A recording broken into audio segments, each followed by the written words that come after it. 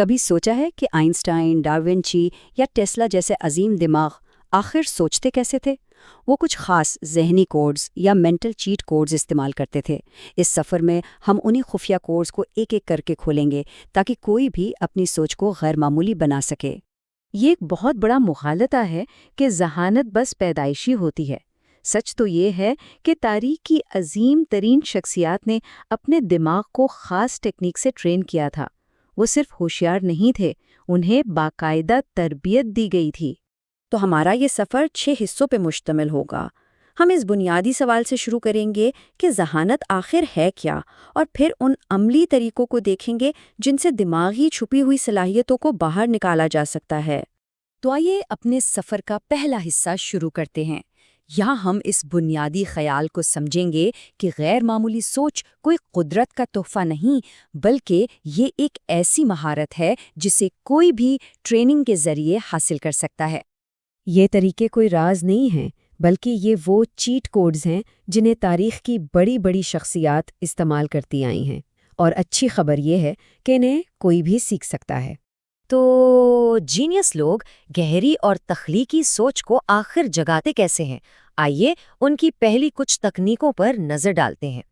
سننے میں عجیب لگے گا، لیکن جب ہم بظاہر کچھ نہیں کر رہے ہوتے ہیں، جیسے بس کھڑکی سے باہر دیکھنا، تو ہمارا دماغ دراصل اپنا سب سے طاقتور کام کر رہا ہوتا ہے۔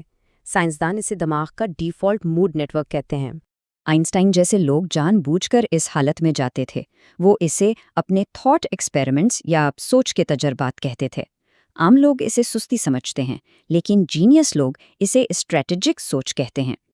ہم سب چاہتے ہیں کہ تیزی سے سیکھیں اور کم بھولیں، تو اب ہم ان تکنیکوں پر بات کریں گے جو خاص طور پر ہماری یادداشت کو بہتر بنانے کے لیے بنائی گئی ہیں۔ نوبل انعام یافتہ رچرڈ فائنمین کا ماننا تھا کہ اگر کوئی چیز آسان الفاظ میں سمجھائی نہ جا سکے تو اس کا مطلب ہے کہ اسے صرف رٹا گیا ہے، سمجھا نہیں۔ یہ ٹیکنیک گہری سمجھ کو یقینی بناتی ہے۔ لیکن یہاں ایک چونکا دینے والی حقیقت ہے، ہم جو کچھ بھی نیا سیکھتے ہیں اس کا 70% حصہ صرف 24 گھنٹوں کے اندر اندر بھول جاتے ہیں۔ جینیس لوگوں کی یادداشت کوئی بہت اچھی نہیں ہوتی، بلکہ ان کے پاس بہتر نظام ہوتے ہیں۔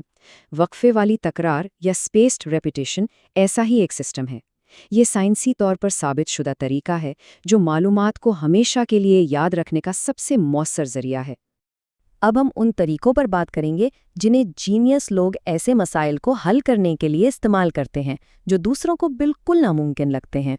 اس کا مطلب ہے کسی بھی مسئلے کو اس کے بنیادی ترین ٹکڑوں میں توڑ دینا، بجائے اس کے کہ ہم یہ سوچیں کہ یہ کام تو ہمیشہ سے ایسے ہی ہوتا آیا ہے۔ ہم سوال کرتے ہیں کہ اس کی سب سے بنیادی سچائی کیا ہے۔ جب سب نے ایلون مسک سے کہا کہ راکٹ بہت مہنگے ہیں تو انہوں نے یہ بات نہیں مانی۔ انہوں نے پوچھا کہ راکٹ آخر بنتے کون چیزوں سے ہیں، اور پھر ان چیزوں کو خرید کے راکٹ خود بنایا، اور اس طرح لاگت کو 90% تک کم کر دیا۔ یہ ایک اور مثال ہے کہ روایتی طریقے ہمیشہ بہترین نہیں ہوتے۔ ایک ہی مضمون کو گھنٹوں پڑھنے کے بجائے انٹر لیونگ کا طریقہ استعمال کریں، یعنی مختلف مضامین کو ملا کر پڑھیں۔ تحقیق بتاتی ہے کہ یہ طویل مدتی یادداشت کو 40% تک بہتر بناتا ہے۔ یہ دماغ کے لیے بالکل ویسا ہی ہے جیسے جم میں مختلف ورزشیں کرنا۔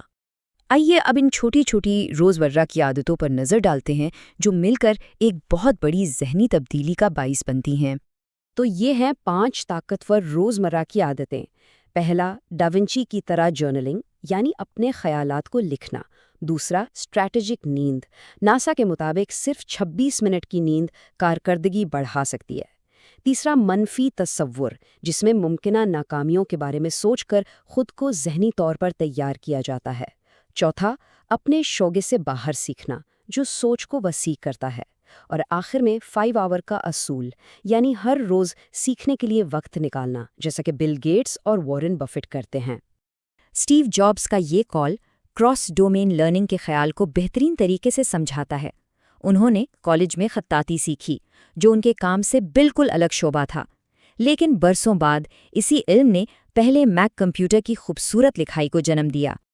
آخر میں ہم اس مرکزی خیال کی طرف واپس آتے ہیں کہ دماغ بھی جسم کے باقی پٹھوں کی طرح ہی ہے، اس سے بھی ٹریننگ کی ضرورت ہوتی ہے۔ تو سب سے اہم نکتہ یہ ہے، ان میں سے کوئی بھی طریقہ کوئی جادو نہیں ہے۔ اصل طاقت ان کو مستقل مزاجی سے اپنانے میں ہے۔